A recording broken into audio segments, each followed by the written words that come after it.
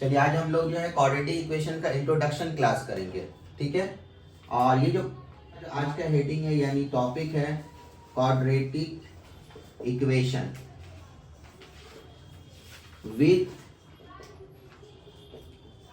One variable, ठीक है।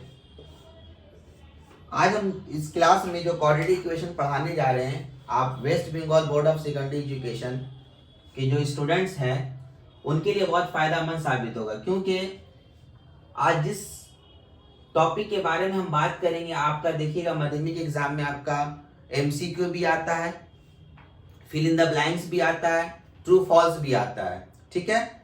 तो अगर आप आज की क्लास को अगर आप समझ लिए तो आपके लिए MCQ, true false, fill in the blanks, short answer type करना बहुत ही आसान हो जाएगा।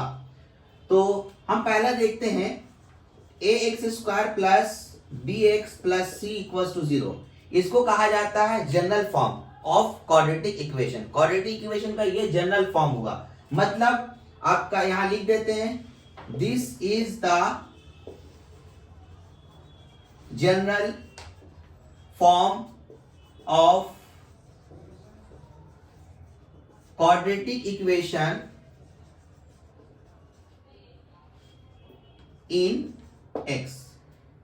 ये आपका जैसे यहां पर ये एक्स जो है ये आपका वेरिएबल है, एक्स क्या आपका वेरिएबल है, और ये क्वाड्रेटिक इक्वेशन का जनरल फॉर्म है। अगर आपसे कोई पूछेगा कि what is the general form of quadratic equation, तो आपका ये a x square plus b x plus c equals to 0, this is the general form of quadratic equation in x. अगर यहाँ पर देखिए y भी हो सकता था, क्योंकि हम लोग वेरिएबल के लिए हम लोग x, y और z लेते हैं। वेरिएबल के लिए हम लोग ये 3 लेटर जनरली हम लोग लेते हैं मैथ्स में, x, y, z।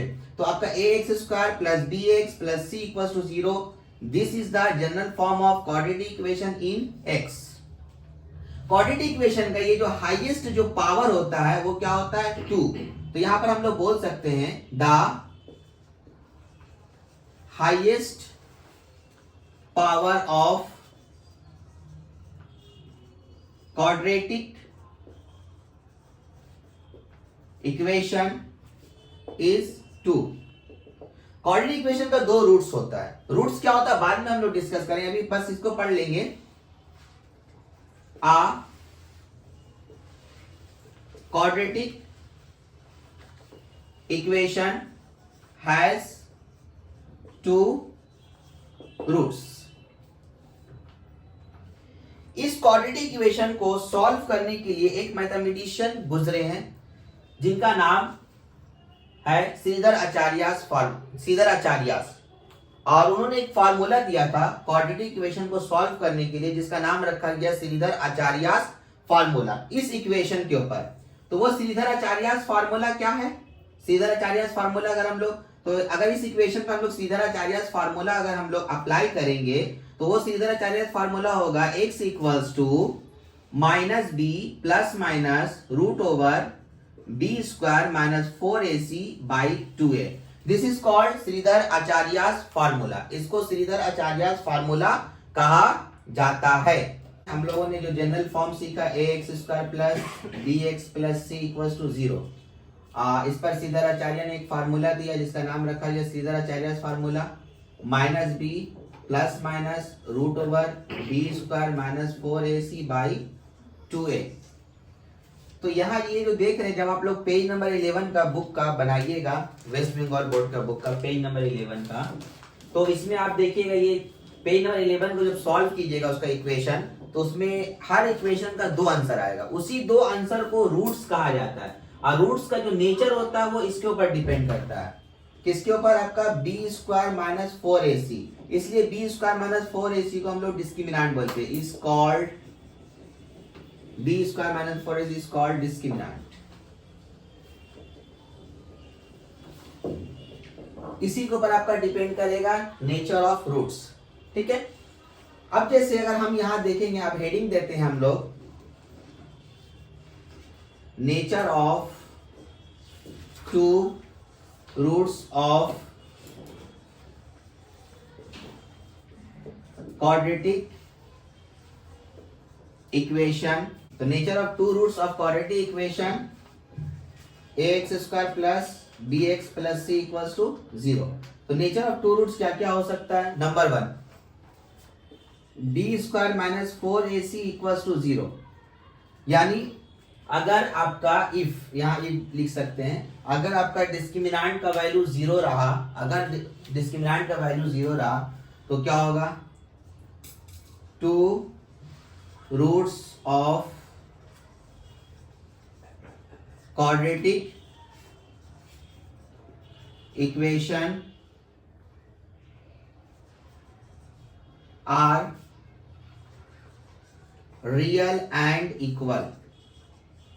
मतलब अगर डिस्क्रिमिनेंट का वैल्यू हम लोग चेक कर लेंगे क्वाड्रेटिक इक्वेशन में, अगर बी स्क्वायर माइनस 4ac मतलब डिस्क्रिमिनेंट का वैल्यू अगर 0 हुआ तो उसका जो रूट्स होगा वो रियल होगा एंड इक्वल होगा। मेन इसको देखेंगे, real and equal. Number 2, if अगर b square minus 4ac greater than 0, मतलब अगर बी स्क्वायर माइनस 4ac मतलब डिस्क्रिमिनेंट का वैल्यू अगर 0 से बड़ा आया, 0 से बड़ा मतलब पॉजिटिव में, वो 1/2 भी हो सकता है, 2 हो सकता है, 1 हो सकता है, 3 हो सकता है, 4 हो सकता है। 0 से बड़ा, ग्रेटर देन 0, 0 से बड़ा अगर आया डिस्क्रिमिनेंट का वैल्यू तो क्या होगा? Then two roots of quadratic equation are real and unequal. मतलब आप लोग पेज नंबर जब 11 का सॉल्व कीजिएगा तो देखिएगा उसमें दोनों आंसर एक्स का जो है अलग अलग आएगा, एक जैसा नहीं आएगा। मतलब 4 4 नहीं आएगा, एक आंसर 4 आएगा तो दूसरा आंसर 0, अलग अलग आएगा। मतलब रियल एंड अनइक्वल होगा। ठीक इसी तरीके से अगर if B square minus 4ac अगर डिस्क्रिमिनेंट का वैल्यू 0 से छोटा हो गया, 0 से छोटा बोलने का मतलब क्या हुआ? नेगेटिव में अगर वैल्यू आ गया, 0 से छोटा होने का मतलब ही कि वो नेगेटिव में चला जाएगा वो वैल्यू। अब चाहे वो -1/2 हो या -1 हो या 3 हो, व्हाटएवर कुछ भी हो, तो आपका कोई रूट्स नहीं होगा। तो यहां पर लिख देंगे there is no real roots, there is no real roots. इसके बाद वाले टॉपिक हम लोग नेक्स्ट वीडियो में पढ़ेंगे। ठीक है।